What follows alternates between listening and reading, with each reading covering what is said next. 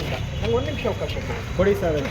ಒಂದೇ ನಿಮಿಷ ಮಾತಾಡೋಕೆ ಸರ್, ಈಗ ನೀವು ಮಾತಾಡಿರ್ತಕ್ಕಂಥ ಡಾಕ್ಟರ್ ಬಾಬಾ ಸಾಹೇಬ್ ಅಂಬೇಡ್ಕರ್ ಬಗ್ಗೆ ಮಾತಾಡಕ್ಕೆ ನಿಮ್ಗೆ ಏನು ಯೋಗ್ಯತೆ ಇದೆ ಸರ್? ಒಂದು ನಿಮಿಷ ನಿಮ್ಗೆ ಯೋಗ್ಯತೆ ಏನಿದೆ?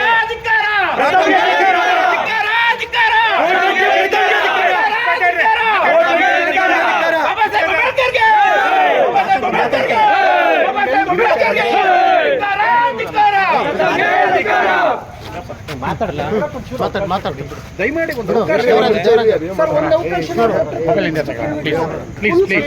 ಆಯ್ತಾಯ್ತು. ಕೇಳಿಸ್ಕೊಳ್ಳಿ. ಚುಚ್ಚೋಕ್ ಬಂದವರೇ ಮಸಿ ಬಡೀರಿ.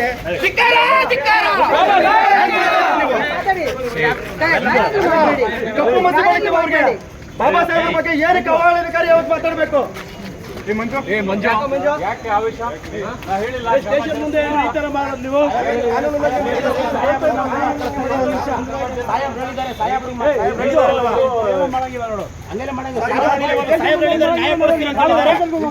ಕ್ಷಮೆ ಕೇಳೋದು